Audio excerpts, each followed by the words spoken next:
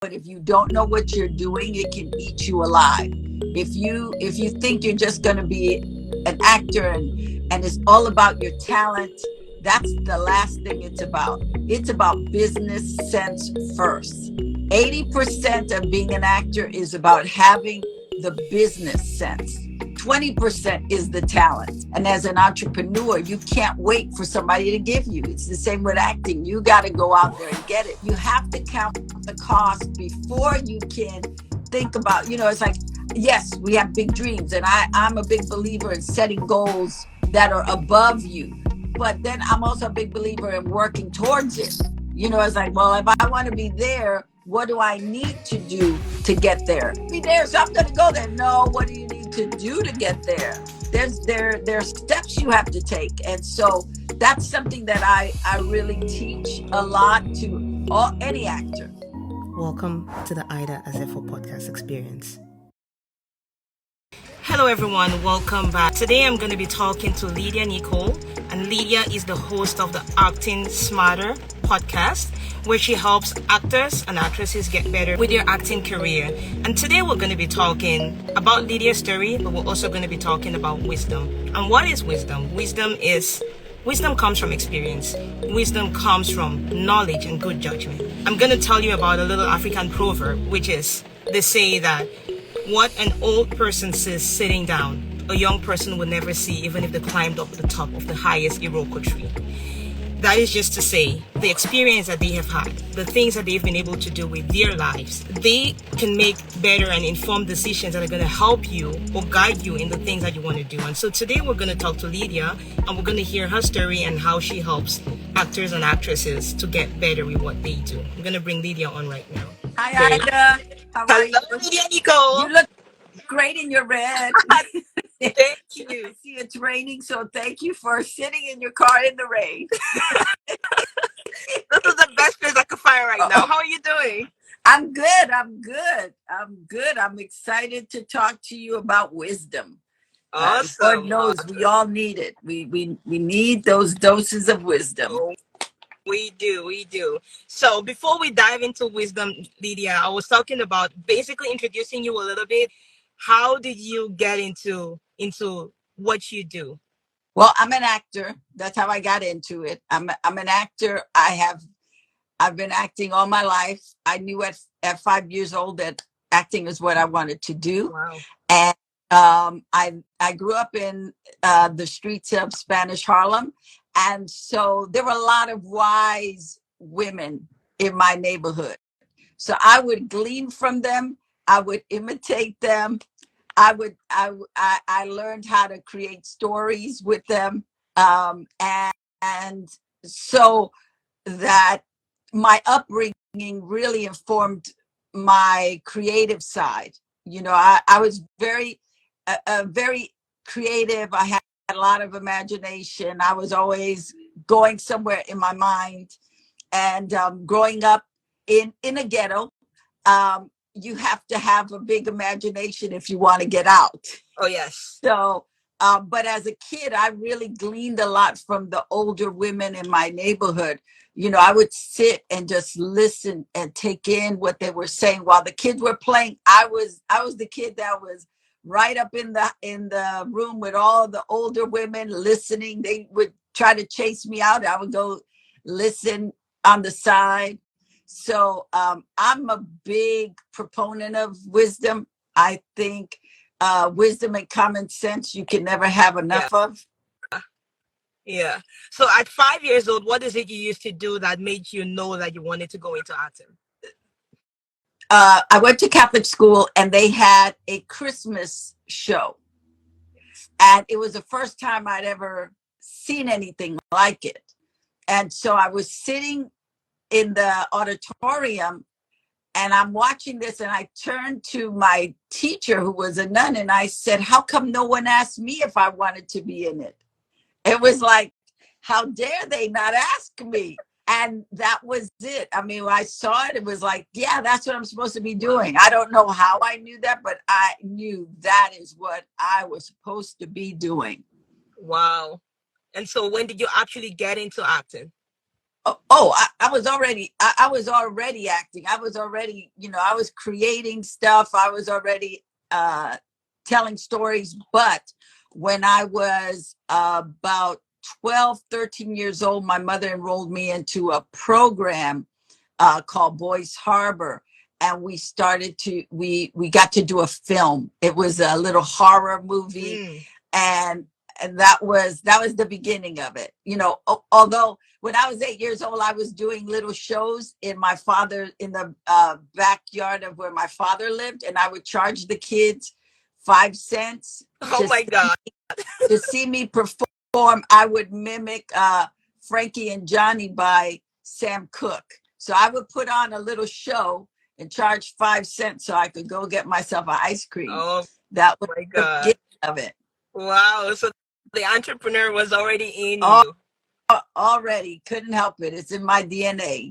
If you come from the Caribbean, I think you have that in your blood. My mother was an entrepreneur. My grandmother was an entrepreneur. My grandfather was an entrepreneur on my mother's side. So I think it's just in me. It's just in me.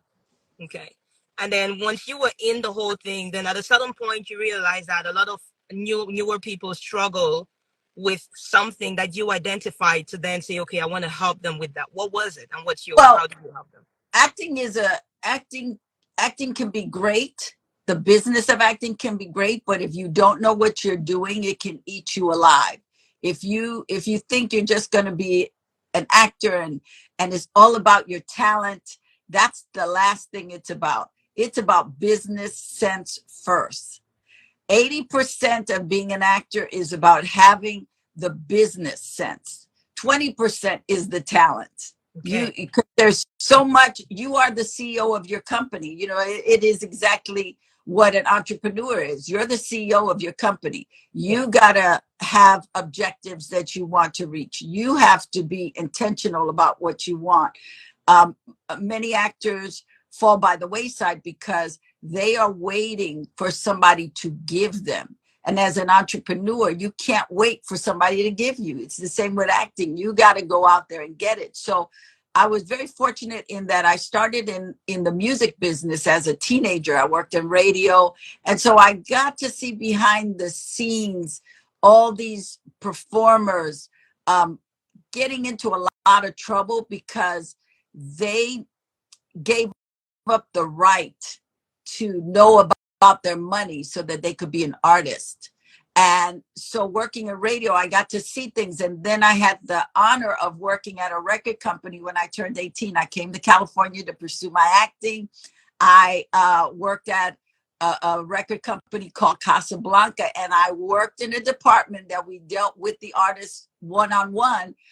So I got to see how little education the musicians had or the singers had regarding finances. Yeah. And they would give their power of attorney to their managers, their lawyers, or whatever. And too many times I saw the manager or the lawyer take them for every penny they had because they never read the contract. They didn't know what they were supposed to get. A lot of times they were getting um, a what do you call it?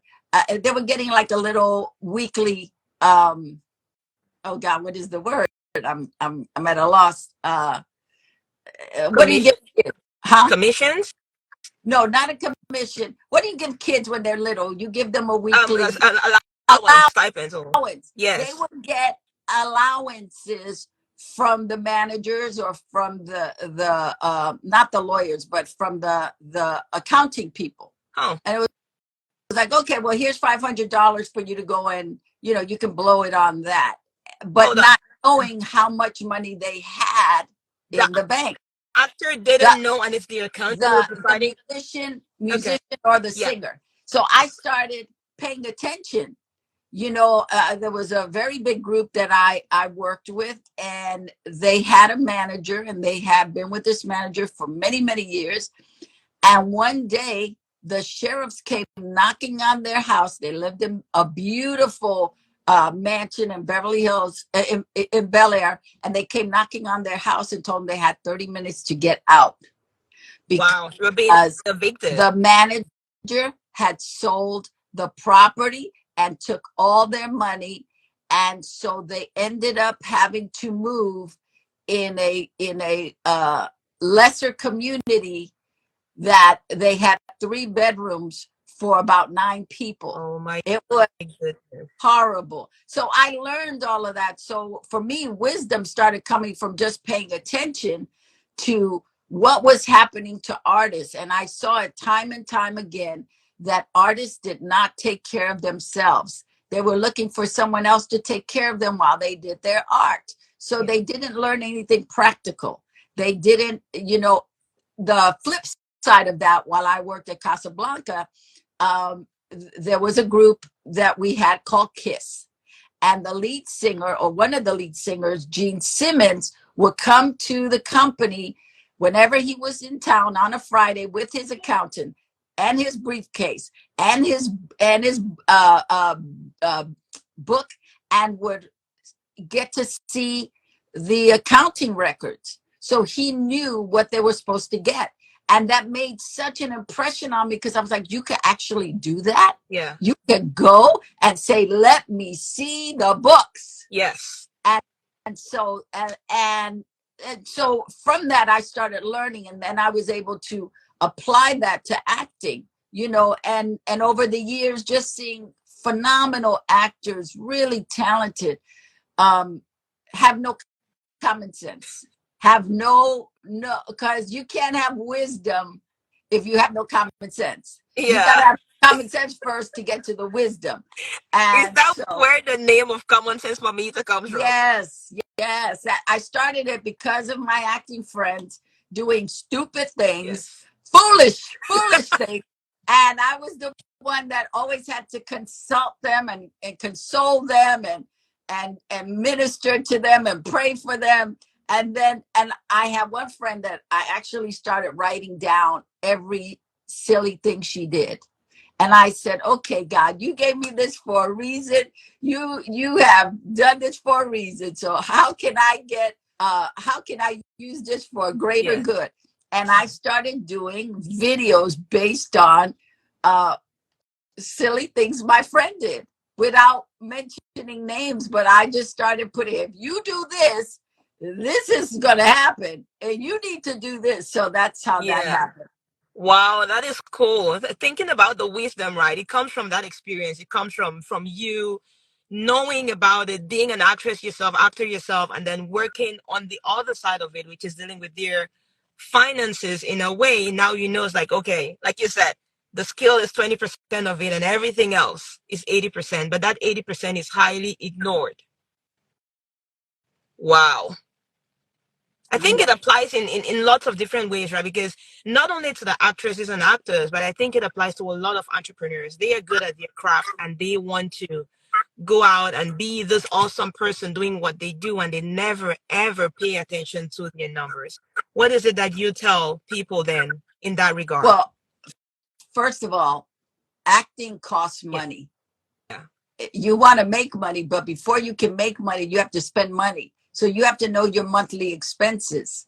You have to know how much you're earning, what you need to survive for the month. Like your rent, your light bill, your gas bill, your food bill, your car bill, everything that you are using monthly. You got to know, okay, that totals $2,000, or that totals $1,500, whatever it is. You have to know what that monthly is, and then you have to calculate how much do I need to make every week to make that, and a little bit more in order to live. And Yeah. so it is important to know your income and your expenses. You have to know that. And I hate numbers. I'm gonna tell you that, right. I hate numbers. I'll tell you this little story. So uh you as an actor, sometimes you have high periods and sometimes you have low periods. Yeah. Sometimes you cannot work. Right now we're in a strike, so there is no work. Yeah. But I had had a really good couple of years, and then I couldn't get arrested. I could not get a job, nothing. And so my older sister, who's all about the the numbers was like, you need to go get a job. Right after Yeah. she got off the phone, my tax lady called and said, hey, would you like to come? We need somebody to work in the office. Would you like to come and work in the office? You're pretty good. I noticed when you bring your taxes in, you're always organized, blah, blah, blah. So I was organized because I don't want to pay anything. Yeah. So I said, okay. But I did it because I had just gotten off with the phone with my sister, and she put such fear in me about making sure I had money and a job, and acting was cute, but it wasn't going to pay my rent. Yeah. And so I took this job. I was there maybe an hour when I realized This this is not for me. for me. I No. stayed there 2 weeks because I said and I knocked on her door and I said, thank you for the opportunity, but I cannot do this. Yeah. I said, I will stay until you find the right person, and then I will leave. And it was 2 weeks. I stayed 2 weeks. And I tell you, every time I went home, I was so stressed. I didn't need, I would just get right in bed, go to sleep until the next morning that I had to go. So I give you a lot of kudos for being that type of person that loves working with numbers and figuring things out. That's not my suit, but I know how to do it when I have to, Yes. and Yeah. because I have Yeah. to. Yeah. Yeah. Speaking of, because that is there is the strictly numbers side of accounting, and there is the empowerment side of accounting, which is getting your people or getting your clients or the entrepreneurs to know that, hey, this thing is important to you, but speaking in their language, right? If I just come here and I start telling you profitability, this and that, without actually making you speaking your language, making you understand, then it becomes a super boring thing for you, and you don't even want. It's like, okay, either go deal with it. But for me, I don't just want to deal with it. I want you to be empowered and know that these decisions that you're making, this is the implication of it in your real everyday life, right? And so I think there's that component which a lot of accountants miss out on, or they miss, I guess, because there is um it's a high pressure job in a way, because there's always this huge deadlines that accountants have to meet, because most entrepreneurs would bring in their tax information very close to the deadline, just because they have to do it, because they don't want to do it. It's a boring topic. I don't want to deal with it.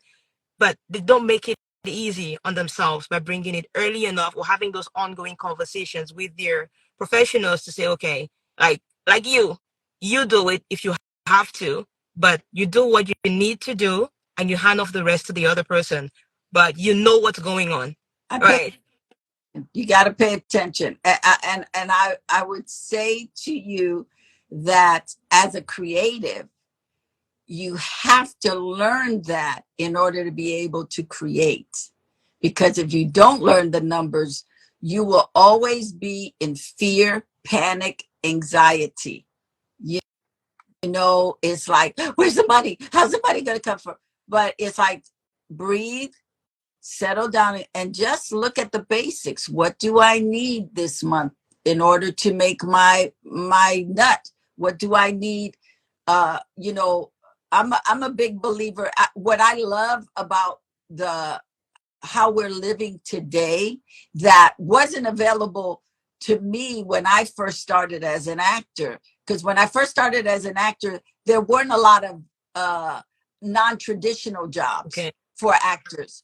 You either could be a bartender if you were lucky, or a waiter, or a hostess. Those were the most flexible jobs. Today, you can drive Uber, you can have your own business, you can work for, out here they have something called TaskRabbit. So you hire yourself out to, organize somebody's home, or there Mm-hmm. that creative people have so many talents that if they just focus on, oh, you know what, this is a great skill set, and I could make some money while I'm pursuing my music, or pursuing my acting, or my writing, or my filmmaking. Let me figure out my week. So instead of working 9 to 5, 5 days a week, I could work 3 days a week and then have 4 days to do my art. It's Okay. it's much better today, I think. Yeah. Just like when those lean periods back in the day, because I was fortunate in that I worked in the music business the first when I came to California, probably the first 10 years, maybe 12 years, I worked in the record business. Okay. I either was in radio or records. So I was able to get a paycheck and still pursue my acting. But when I decided, okay, that's it, I'm just going to do this full time, it got scary sometimes because there weren't jobs coming in and I had to take other jobs. And I was lucky in that um, my circle of friends knew about non-traditional jobs. So I would work at a temp agency sometimes. So I worked a lot at a, what do you call it? Princess Cruises Okay.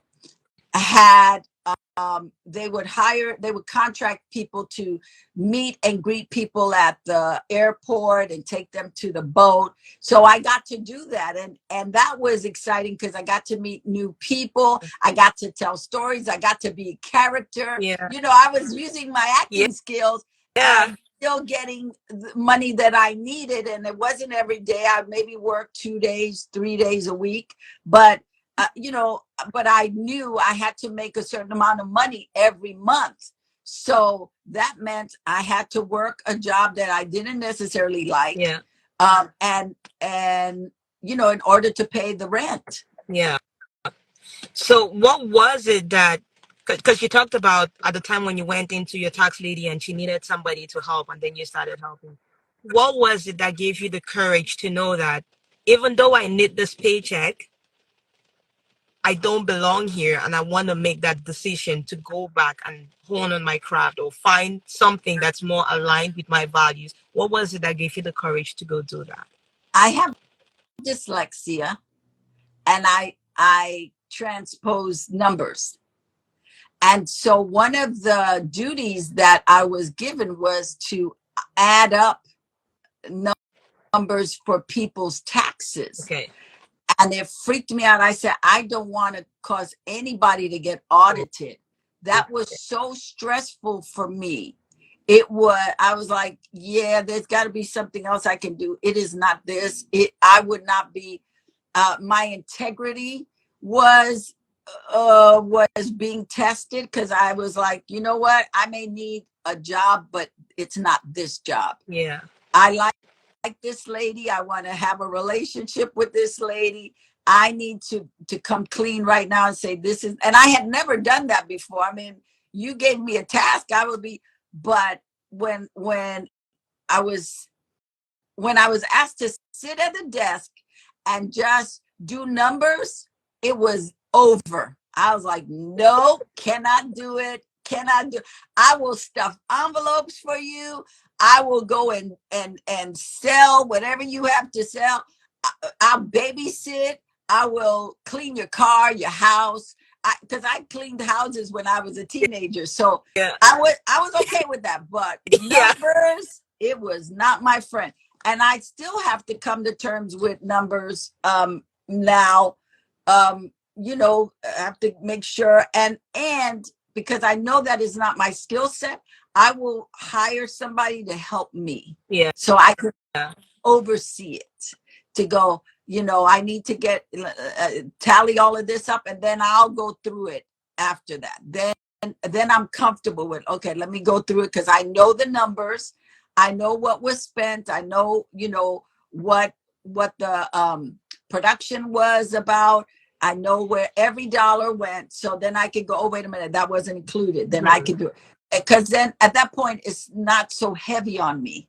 Yeah. But yeah, numbers are not my, I will do it. It's not the gift God gave me, let's put it that way, but I know how important they are. That's the Yeah. difference. Yeah.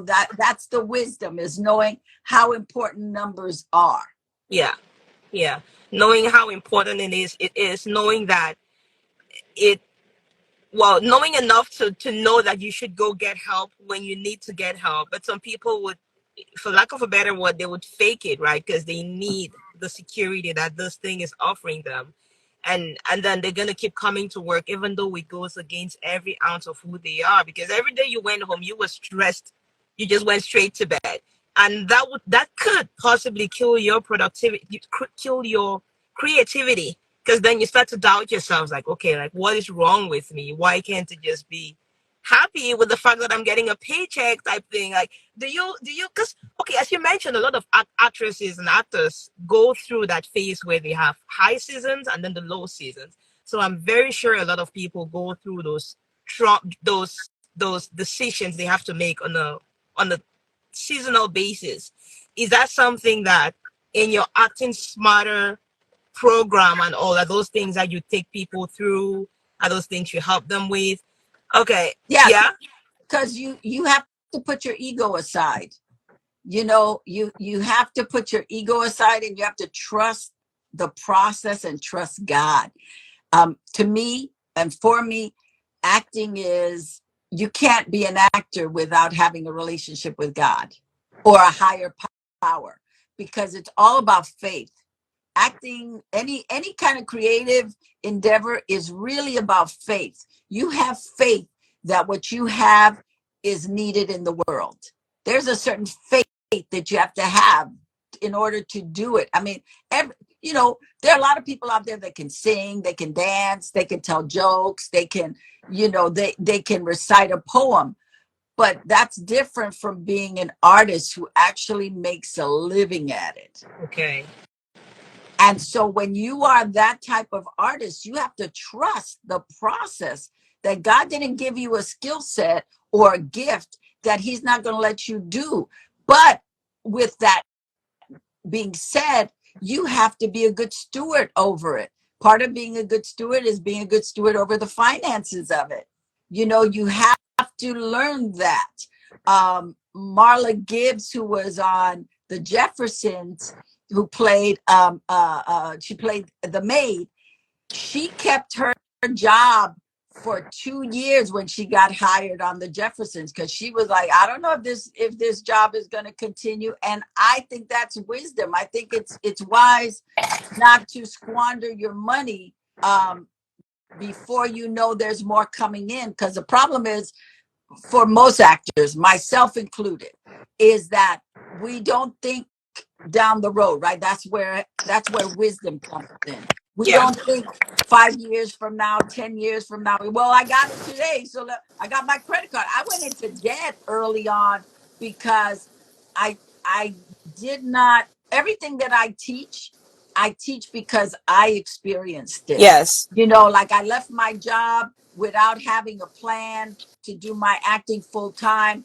And then I had these credit cards. So I ended up maxing out my credit cards and going into tremendous debt, because I didn't have a strategy. I didn't set myself up to win.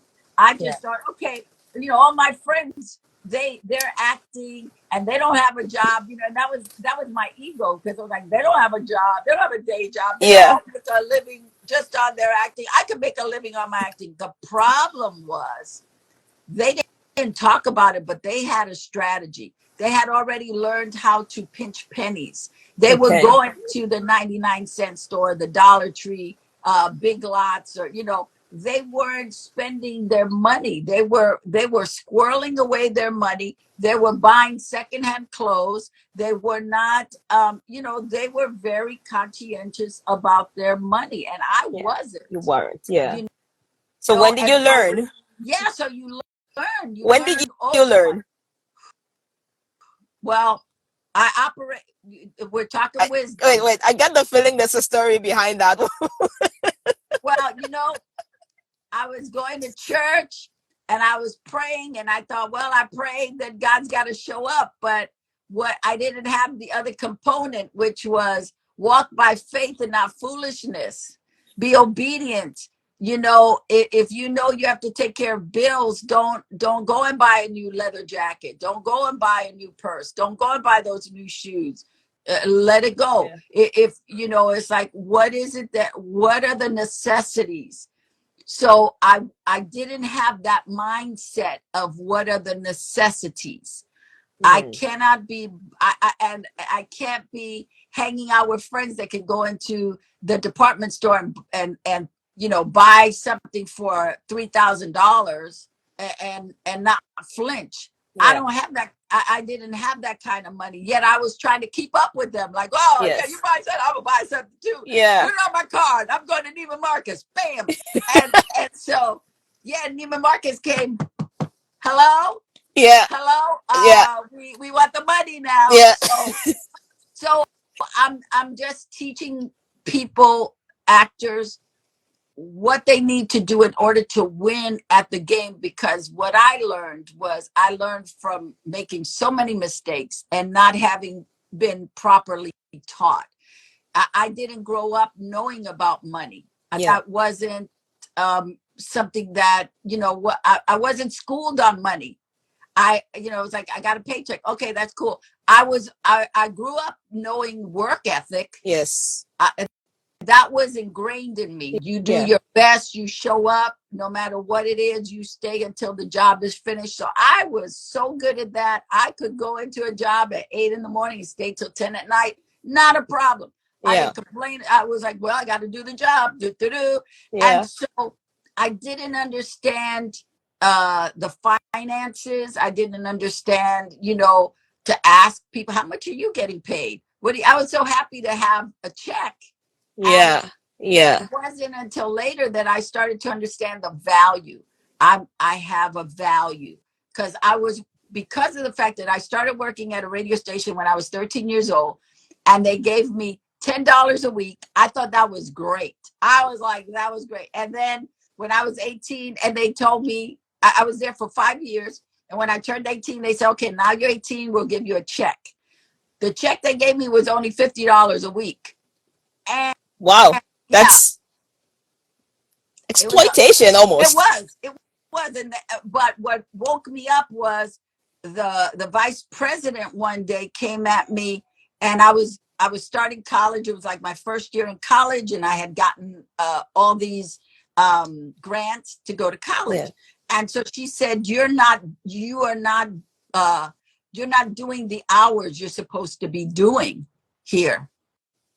I said, "Excuse me?" She says, you come in when you want, you leave what you want. I was like, "What?" So I went and asked the accountant.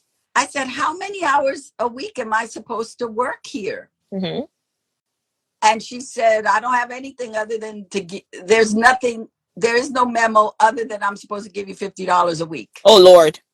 So whether you worked a lot or you worked a little, it's $50 a week. So I went to her and I said, "Excuse me, but you are demanding I work so many hours, um, and the hours that you're demanding, you could go to prison for underpaying me." You said that? I absolutely Okay. said that, and I got so mad because I've been there for 5 years, and here I was only getting $50, and she was giving me pushback. I was a valuable employee. Yeah. I got so mad. I was like, I'm out of here. I'm leaving. So I figured things out and moved to California. I was like, I'm done. And then when I came out here and worked at a record company, I still didn't quite understand money. Yeah. I want to say I got 4 times more than what I was making there, but I learned later on that they still were underpaying me. Yeah.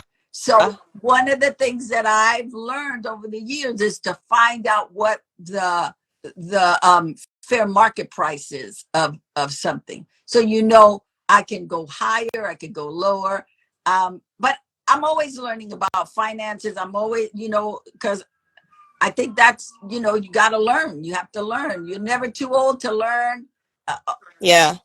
about Yeah. money. You're never too old to learn about money. A lot of us learn about it too late even.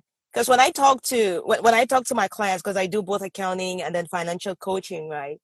The vast majority of people have never ever set a budget. When you say, do you make a budget? Like, what are your monthly expenses? People don't know. And how do you know what you're actually spending if you don't even know? Like, how do you know that you have enough to take care of yourself if you don't even know what your expenses are supposed to be or what your income actually is?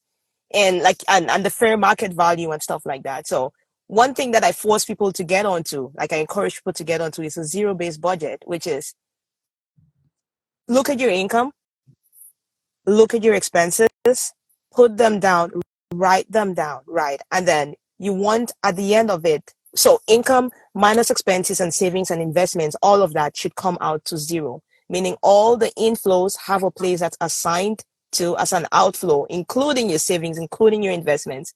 And when people start to do that, before they even get to the savings portion or the investment portion, there's no more money. And then that's the first time people realize this is actually how much I spend on a monthly basis. And it's just an aha for a lot of people. Like, wow, I never knew. And I haven't even done anything. I've just told you to become aware of what you're doing. And when you put it down and you realize I'm actually spending way more than I actually even receive in a month, and then consciously you start to make that decision like, hey, I need to cut back on XYZ, or I need to find a way to increase my income. Because for some people, they're really paying for the necessities of life, but it's just they don't realize those necessities are actually so high. So, for example, I spoke to a lady, and I think her rent alone was about 40% of her income. I'm like, you can't do that. Your rent alone is 40% of your income. You got student loans. You got your car to pay for. You got this. You got that. Like, where is the excess? Where is the excess coming from? And every month just maxing out credit card. I'm like, you don't have the money to live the lifestyle, to afford the lifestyle that you're living. And that's the moment it occurred to her, like, oh, wow, I need to find a different apartment, or I need to find a roommate. But if you've never taken the time to do that, then you don't even know. Like, you don't know what you don't know, right? And that's the worst part of it. You don't know what you don't know. Yeah. Absolutely, absolutely. You said that, and it just made me think of um, most of us panic Yeah. when the end of the month comes. We panic, or the middle of the month, because for some people, you're out of cash the middle of the month. Yeah. I heard something the other day that was so great. It says, just breathe,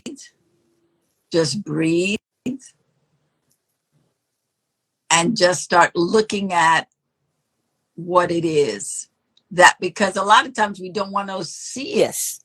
It's just look at what it is. It's that zero-based budget you just talked about.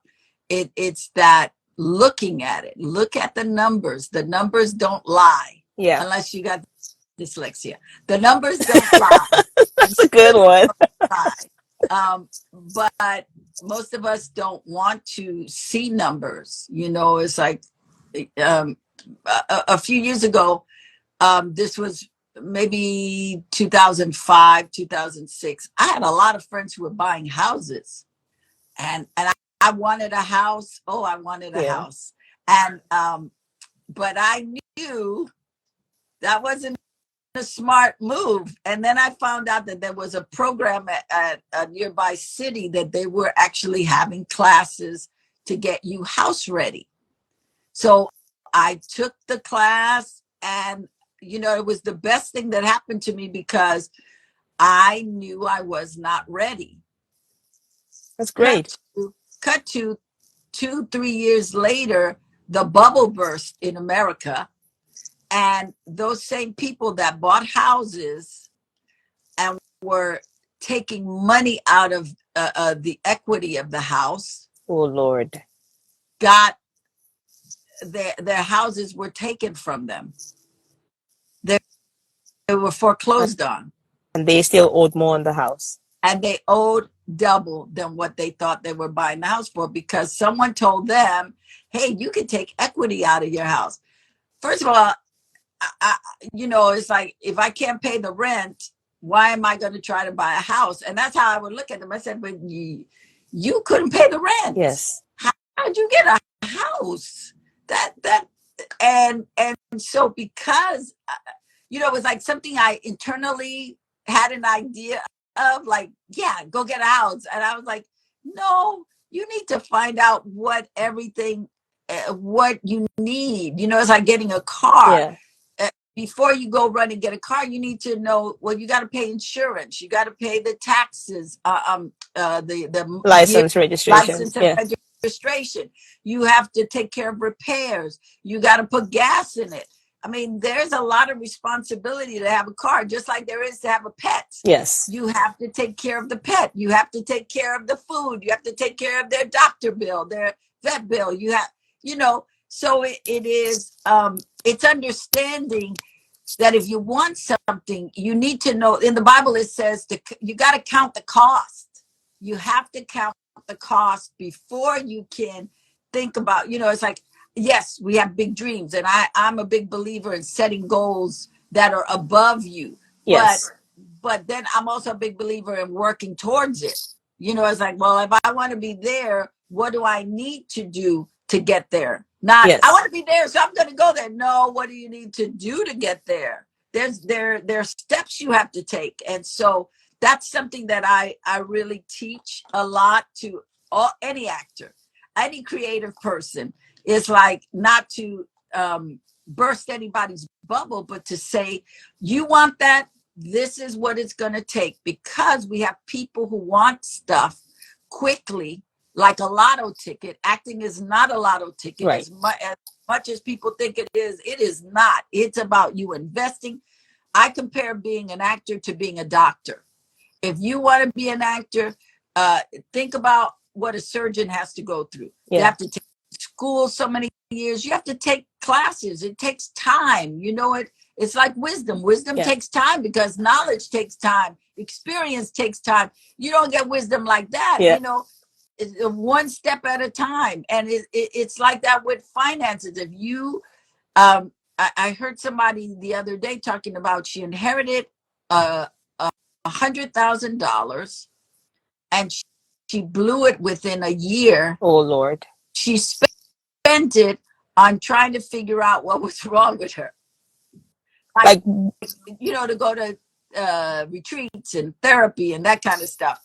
And I was like, girl, you didn't need to spend that money on that. I could have told you what was wrong with you. You didn't need that. But it's not applying wisdom, not counsel. Part of getting counsel is saying, I got this money. This is what I'm thinking. What do you think? Yeah.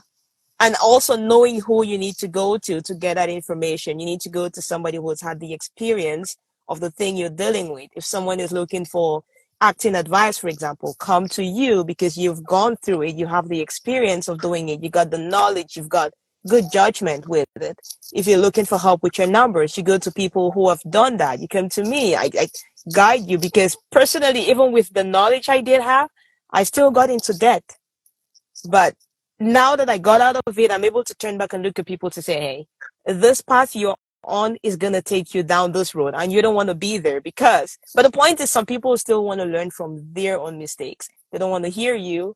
They want to do it themselves. And then when they go make the mistakes, like, oh, I should have known. But yeah, you should have known, because somebody who was wiser than you told you to do it another way. And you say, I want to do it my way. And some people just want you to tell them what they want to hear. They want to learn from their mistakes. I think they want you to co-sign for their foolishness. And then they learn from their mistakes. Oh, Lord. Speaking of co-sign, that's one thing I tell people. You know how like a lot of people want to go into things they cannot afford, and they say, okay, I just need you to come co-sign for me. People go co-sign without knowing what the implications of co-signing actually means. They're responsible for your mess up. Exactly. And somebody would just go co-sign because they think, oh, I just want to help a friend. No, if the friend defaults, you are responsible for taking care of that loan that the person signed and you co-signed. You're saying, yeah, I'll give it to them. If they can't pay, I'll pay. And when you explain it to people in that way, they think twice about wanting to do it. It's like, I don't think I want to take care of your mess if you can't take care of it. So no, I'm not going to co-sign for you. So it's something that came up a lot in the past when I was dealing with clients, like somebody in the position where they were paying off a loan, which they had co-signed. So I feel sorry for you, man. But unfortunately, you accepted the responsibility of dealing with that. So now you have to deal with it. And unfortunately, a lot of times we don't pay attention because we want to help people. We don't take the time to go, how much is this going to cost me? What will this entail? And it's Yes. not personal. I need to know if it's, because I used to get in trouble with that a lot. I didn't co-sign for anybody, but I got into trouble in ways that could have gotten me in trouble by just, oh yeah, I'll do it for you. When you said that, I remembered a few years ago, well, many years ago now, Mm. I was friends with this actor. He had been on a TV series, and then he hit hard times, and so I would invite him over to eat, um, just to have a meal. It's like, I can't give you anything, but I could give you a plate of food, and I do that. I don't do that so much now, but I used to open up my home to let people come and have a meal.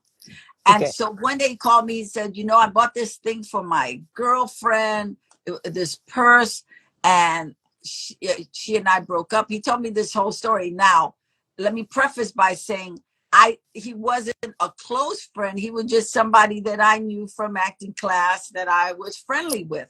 But he Mm-hmm. said, she broke up with me. I want to return the purse. I don't have the receipt. Can you go ahead and return it? So I said, oh, sure. So I went in there. I'm fighting with the people. They give me the money. I give it to him. And later that night, I realized that was not the right thing to do, because I didn't really know this guy. Yet I took him at his word. I just took him at his word. Had something been wrong, like that was a stolen purse, Yes. which to this day I still think afterwards, I go, I wonder if that purse Was was a stolen stolen. purse. That's what I'm thinking as you're and, saying the story. Like, was it a stolen purse? and here I was putting my life on the line, fighting with them to get the money to give it to my friend. He wasn't my friend, he was just an actor I knew from class. Oh Lord. But that was a lesson that I learned after that. I said, I would say, oh, I'm sorry to hear that. I learned the hard way. We learned the hard way.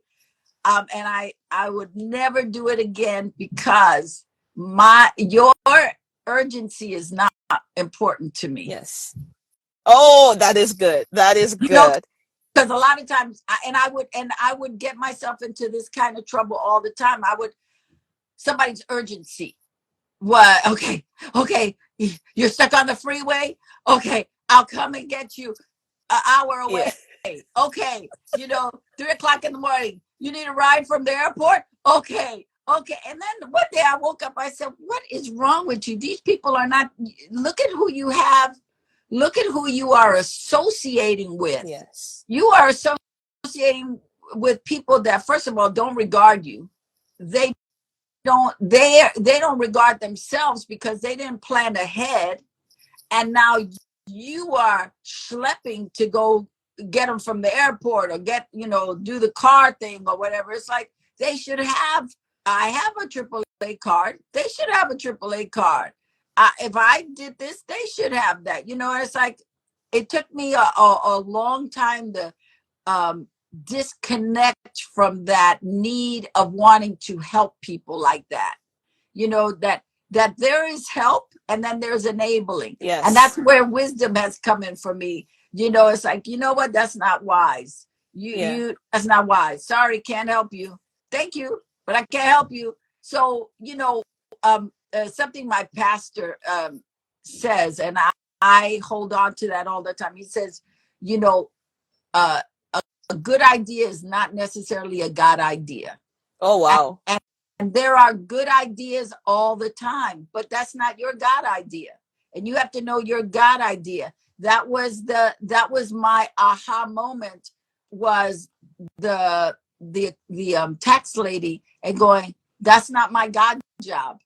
God didn't give me that job. I rushed into the fire because my sister was yelling, fire, fire. Yeah. So And I rushed fear in led you to take fire. that decision, because then your sister, with a good intention, actually put fear into you until you made that decision out of fear. The fear of, oh, I'm not gonna be okay. I don't have the money to take care of myself, and so I need to go and take this job. And so you made that decision out of need. But thank God you realize, like, okay, Yeah. this is not for me. But we do that a lot. We don't, and I've learned over the years that when to just be still and go, okay, God, what do you have for me? Like I went through a period where my car broke down. My daughter, I'm a single mom, and my Okay. daughter at the time was maybe about 8, 9 years old, and I would have to get her, take her to school, get her from school. Well, my car broke. I had no car. It was dead. I had no car, and I could have gone into debt. I and I was really working on my faith with God. And I said, no, God, you don't want me in debt. That is not your way for me. So we got to figure this out. I'm going to Well, trust you. And it took 9 months before I got a car. And I had friends that were like, well, I'll give you my car. I have a second car. You can. I said, no, I want a new car. I don't want your car. Your car breaks down all the time. You tell me a car breaks down all the time. I don't want your car. That's not helping me. And so it is the courage. It's wisdom and having the courage to stay committed to what you said you want, no yes. matter the timeline. That sometimes it's going to take a little while. It's going to take a while to get you out of debt because it took a while to get you in debt, Yeah. right? Yeah. It's a series of behaviors that got you into the debt. And so you need to unlearn certain things and find new ways of doing things. I want to pick on two things that you said there, which is that somebody else's urgency doesn't have to become your emergency. And coupled with that, you talked about something which I'm going to use the word boundaries.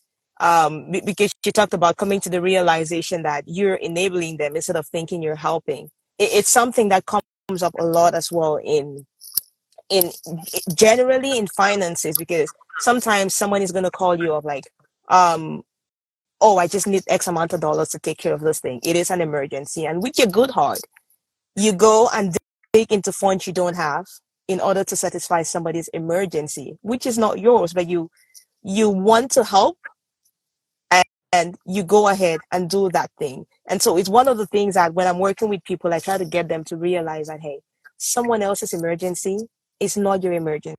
And if you want to actually take this on as your emergency, quote unquote, you should have a category within your finances, within your budget, which is help.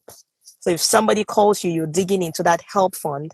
And when the fund is depleted, it's depleted. And whatever you want to add to that as additional taking care of somebody's emergency goes into the next month. Like, you have to create that boundary. Say, either I need XYZ. Okay, hold on. I look in my emergency fund or my help fund. I don't have it. I say, you know what? I don't have it right now. This is what I have. Can you take this and use it?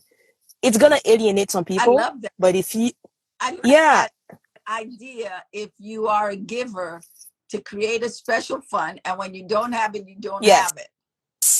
But To to be create that, you need okay to about it and be and okay be about okay it. about it. Yeah, most people are not okay, especially because most givers who haven't created that awareness for themselves feel very torn within to say no to anybody. And the people that you constantly enable know that you are that kind of person, and so they take advantage of you. And so you need to learn to create your own boundaries and making it okay for yourself by creating that fund and knowing now your discipline is okay. I'm going to stick to what I said is my help fund. This is it, and that's all. If there's anything more, next month, and be okay with it. That's great. And you have one more. You said the urgency, and then it brought up another point. I talked about Oh, boundaries, which I've about linked to that, and then I talked about the enabling. So it comes together. So you need to know that those are emergencies that you continue to take like yours. You're in effect enabling them, and you need to learn to create your own boundaries and be okay with them. yes, and I'll add to that. My favorite advice is put your mask on first before Oh you yeah. take anybody else. That I had to say that to myself every day for a year. There were two things I had to say to myself every day for a year to break out of the need to help people.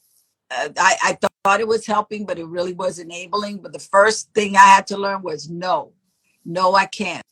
No, I'm sorry. No, not today. No, but thank you for asking me. No. Yes. And then the second thing was to remind myself, put your mask on first. Take care of you today. Right now, you take care of everybody, and I think women do this more than men. We will take care of everybody. We will feed everybody, and then we don't eat. You Yes. know, I don't know about you. You cook a big I did meal, that today. I everybody literally did that eat, today. and then you get the leftover, whatever is left in the pot. You don't even get to, or you're so tired from fixing food for everybody, you just want to go lay down. I literally almost did that today. I put the food for everybody, and then it's like, okay, Ida, you haven't eaten.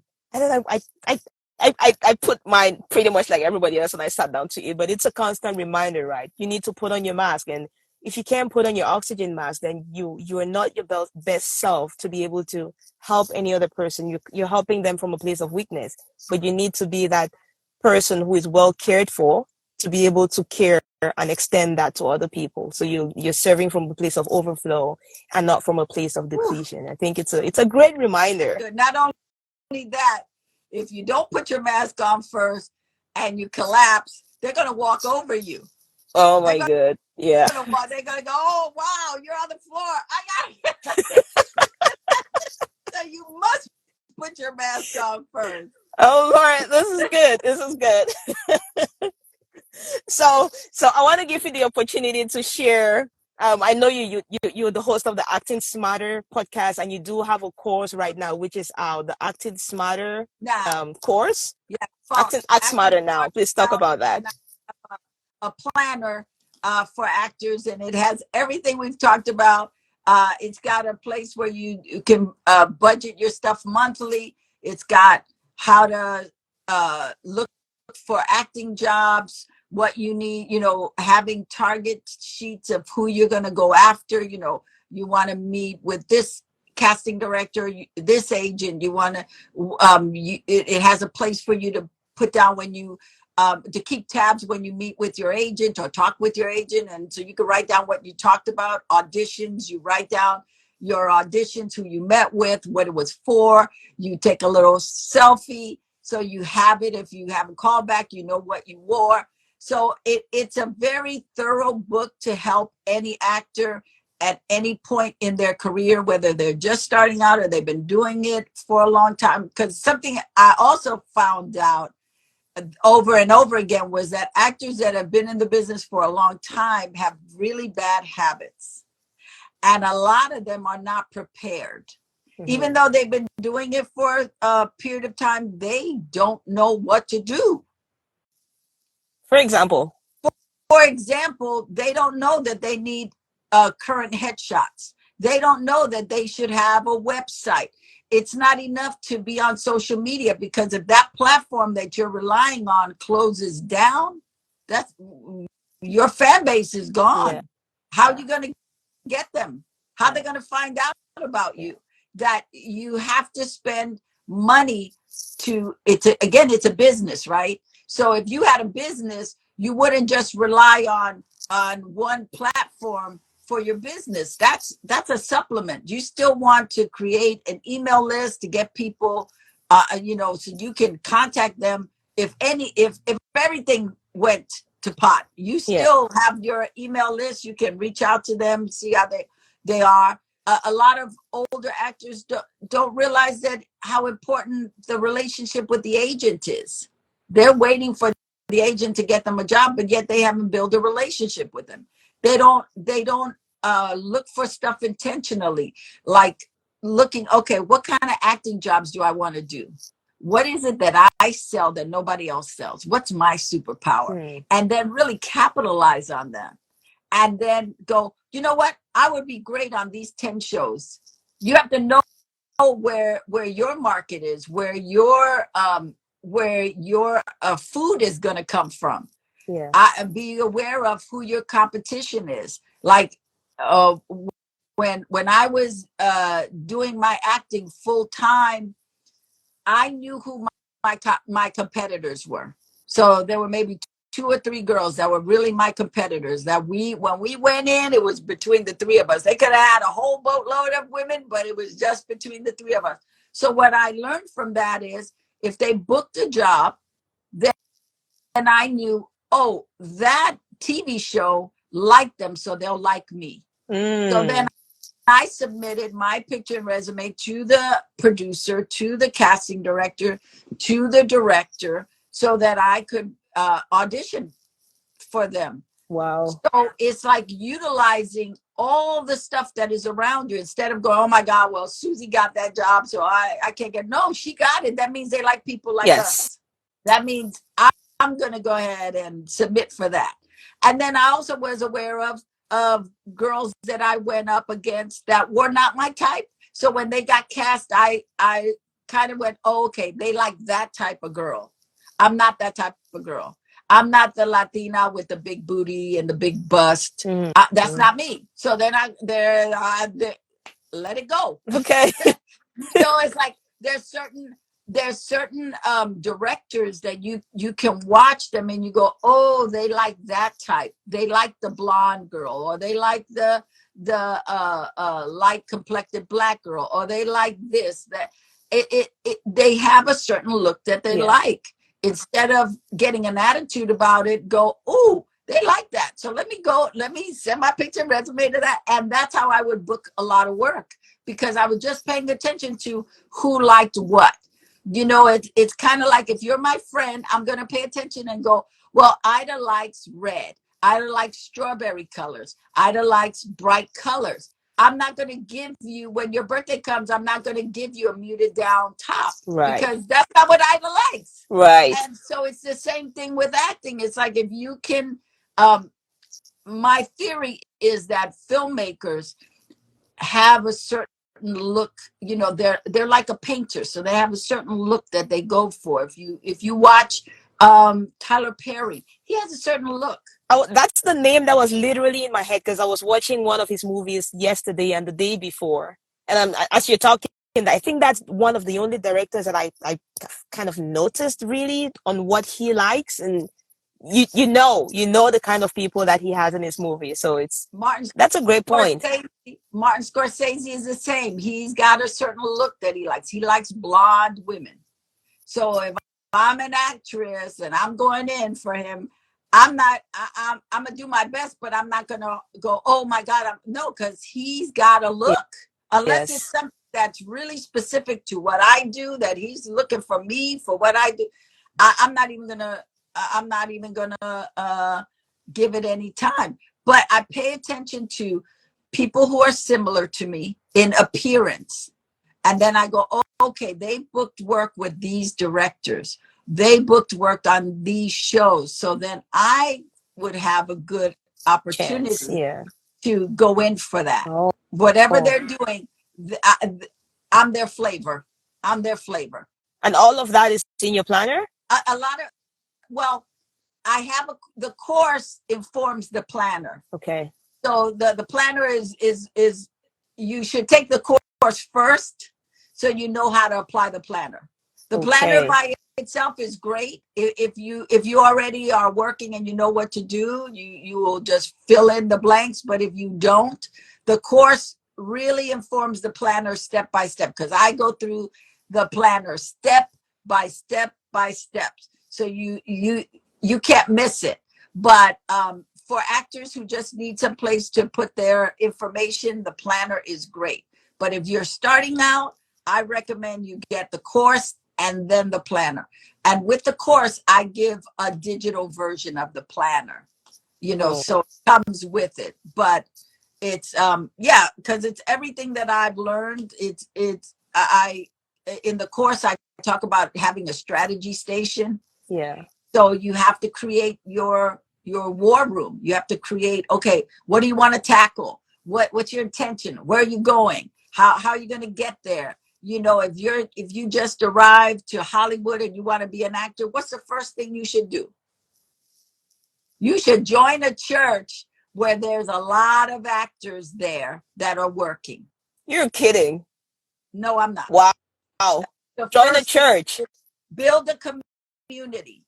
you want to build a community, because if that church has actors who are working, you're going to get information, get to know them. Hey, I'm a new actor. What should I do?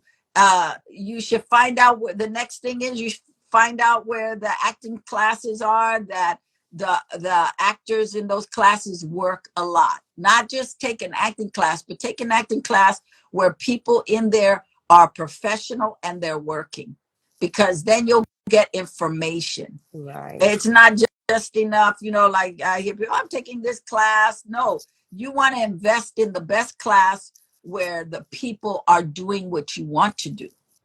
Hmm. So Wow. it's just a lot of stuff that I kind of break down to help actors, because everybody's got dreams, but it's how you implement them that gets you where you want to go. Yeah. And that's beautiful. And having somebody with a wisdom like you, it just makes it priceless. There's a saying in Africa where I come from. There's a saying there which says, about wisdom: what an old man sees sitting down, a young person will never see, even if they climbed on the top of the highest tree. And it's pretty much that wisdom which comes with age, which comes with not necessarily age, but experience and the knowing, and just having been in that particular area or that field for a long time, you just know certain things intuitively. Like you've told me a lot of things here that I would never have known, because that's not my field. But if I'm thinking of maybe going to child acting, then I know Lydia is the person I'm gonna go to, because she's got the wisdom on that. Yeah, you should go. You should, whatever field you're in, you should go to a place of worship, be it a church, a synagogue, a temple, and connect with people that are in that profession, because they're going to embrace you in a different way. They're going, you have more in common with them. you Yes. you build a support system that is vital for whatever you do, whether you're an accountant or a sheriff. You Yeah. want to be around your community. Yeah. And so what better place to start to build a community than a place of worship, because then you're fortifying yourself in a Yeah. spiritual way, Yeah. so that when you go out, you're ready. That it's anything. If you're not connected to a higher power, no matter what you believe, if you are not connected to a higher power, you you're not going to have the same strength that you need to encounter rejection, because you have to be courageous. You have to go there's a lot of no's, especially with being an actor, and I think with anything there's going to be a lot of no's, especially when you don't know people. Yeah. Any business is about who you know. Any business, it's about who you know. If it's between two people, one person that was recommended to you by someone you know and a stranger, you're usually going to go with the person recommended to you, Very because true. they've been vetted by them, and you're taking such a chance on somebody you've never met. So put yourself in the arena to meet people that can then vouch for you. Say, yes, I love Ida. I see her every other Thursday on Movement Makers. Oh my God, she lights up the place. She's always helpful. She's always positive. She's got great information. I'm going to champion you, as opposed to somebody who just walked in the room. Yeah. Their credentials might be Yeah. better, but not necessarily. I'm not going to go with them because I don't have any kind of connection with them. I'll say Yeah. this one thing and then I'll shut up. Yeah. Uh, Shonda Rhimes, years ago in an interview, when she was being interviewed for Scandal with Kerry Washington, and the wisdom that came out of her was so brilliant. And I had already been in the business over 30 years, but listening to her, I was like, I never thought of that. Mhm. She said that what she learned from doing Grey's Anatomy was priceless, because she hired people based on their talent, but did not vet them. And that that it was the worst thing because she got it. There was so much trouble on the set because people could not get along with other people. They were talented, but they were not team players. And she said after that, she learned she was going to vet everybody, that she wanted team players, and that the talent was second. And I thought that is brilliant to vet everybody, because you especially in the acting community. I started producing, um, at least, well, I've been producing a long time, but I started producing films about 12, 13 years ago. But I was learning 8 years before that. I was learning the ropes. And one of the things that I learned was we would gravitate to the most talented people. And then once they got on set, they were the most difficult people.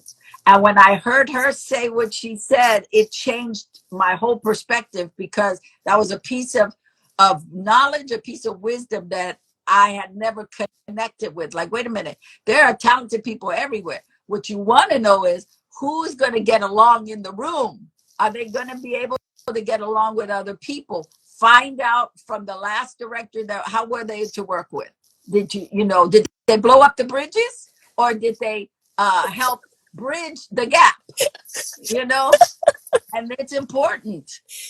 It is far more important than we even realize it. I think it's Gary V who's you've thrown out so many nuggets there.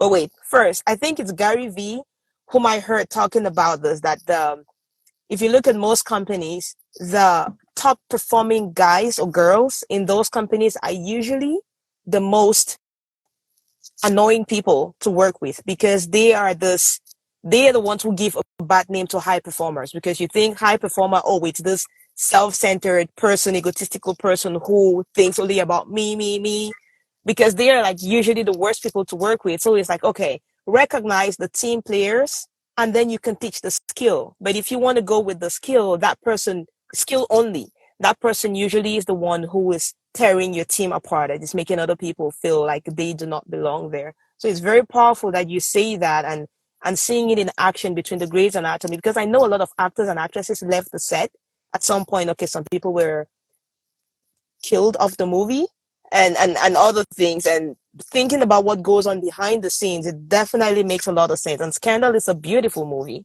right? So if that's a lesson she implemented and had that work in Scandal, then you can see it. It's night and day.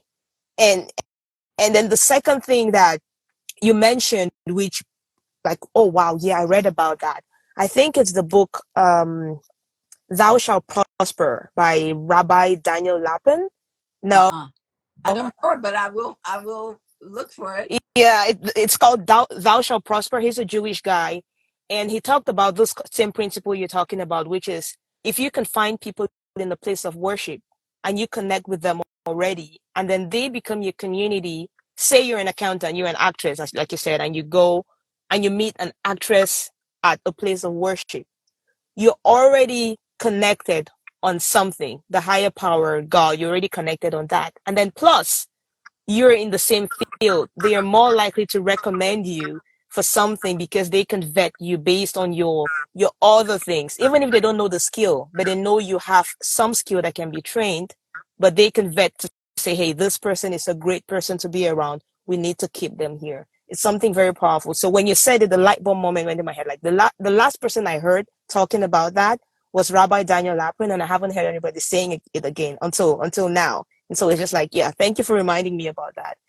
And then there was a third thing I'm thinking about, which is if somebody has watched and really loves you like I do, how can they get to be more, learn more from you, connect more with you, and anything you want to help them to get started with? In Well, case, yeah.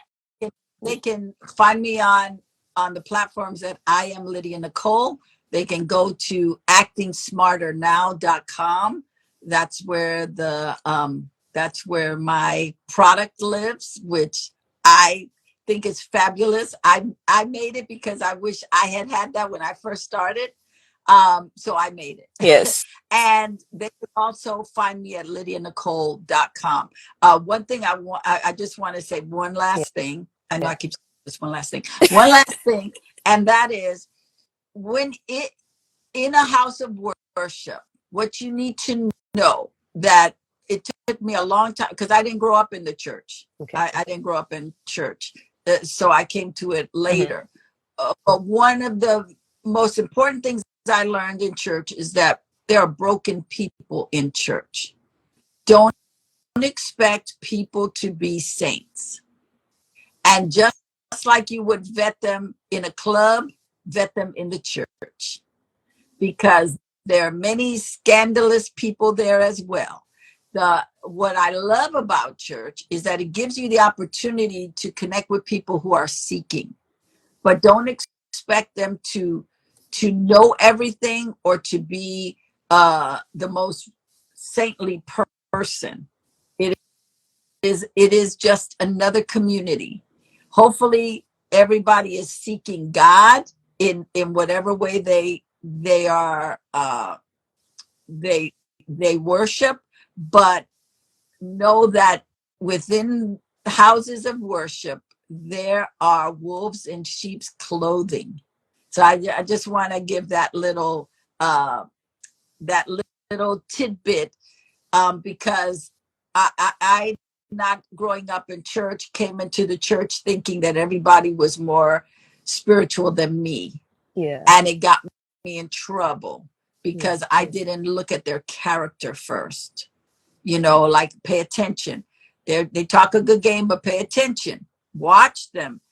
Coming from the streets of New York, I was brought up to pay attention and watch people. But when I got into the church, I thought, oh, well, it's church. I don't have to do that. No, you don't. You got to pay attention, whether they're in the streets or in the church. There are broken people everywhere. And if you can understand that, you're going to be fine. There are people with common sense and people without. There are people who are wise and there are people who are in their 70s who are just as foolish as they were in their 20s. Common sense, Mamita. You talked about movies you directed. Is there anyone you wanted to highlight here? Oh, well, I didn't direct, I produced. So Producer. What's the difference? well, directing, you're in charge. Producing is you're overseeing everything. You are making it possible for the director to live their vision. Oh, Yeah. okay. Okay. So the producer kind of puts out. You're a firefighter. The producer is a firefighter. You're like Okay. you're trying to put out fires before they start. Like you see it starting to smoke. Go over there and put it Okay. out. Okay. So that's you're in charge of people, but not the same way as the director's in charge of the vision of the project. So Okay. there are a couple of films that I produced. One is called Making the Five Heartbeats. That's based on a movie called The Five Heartbeats. We did a documentary on it. Another documentary that I did that I was a producer on was called Why We Laugh, which is the history of Black comedians, and it is wonderful. They're all wonderful. Making the Five Heartbeats is great. And then in the Hive, it's an amazing film. It was the last film that Michael Clark Duncan did, and Vivica Fox is in it. Loretta Devine is in it. It's based on a true story. It's a wonderful film. And then I was a star in a movie called Stand and Deliver. It was a high school movie about kids taking a math test. They did so well. They had this incredible teacher, did so well that the school board thought that they were cheating. So they had to take the test again. And they do even better the next time that they take it. And then I've done a bunch of other television things. I was in the Jeffersons where I stabbed George Jefferson. It was a little, I did a two-parter. I was a gang leader and I robbed him and took his wife's wedding ring and his wallet. And then in the second episode, he ends up helping me, helping to, my sister's pregnant. She's going into labor. He helps deliver the baby. So, and then I give him back the ring for payment of delivering the baby. But it was a Wow. wonderful two-parter. So that Wow. I've done. I got my next weekend cut out for me, making the 5 heartbeats while we laugh in the Hive, and then there is Stand and Deliver, the Jeffersons.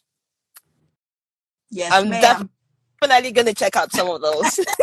It's been an absolute honor having you, Lydia Nicole. It's been so great. We've done more than an hour, and I really enjoyed every single minute Oh, of it. thank you. And I just want to say this was such a treat for me because I so enjoy you at Movement Makers. I love hearing what you have to say. And I have been so bummed that we have not been any of the breakout rooms together. And every week I go, I hope I get to be in a breakout room with Ida.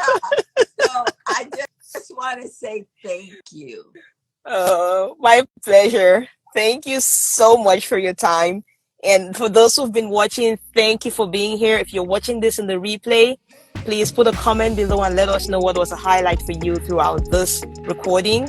And just let us know what you loved, what you think we could improve, maybe, and what wisdom you want to share with us or with the audience who's also going to come and watch this. Thank you so much. Bye now. For more insightful conversations with entrepreneurs, check out this video right here. I think you'll love it. Continue to enjoy, and I'll see you there.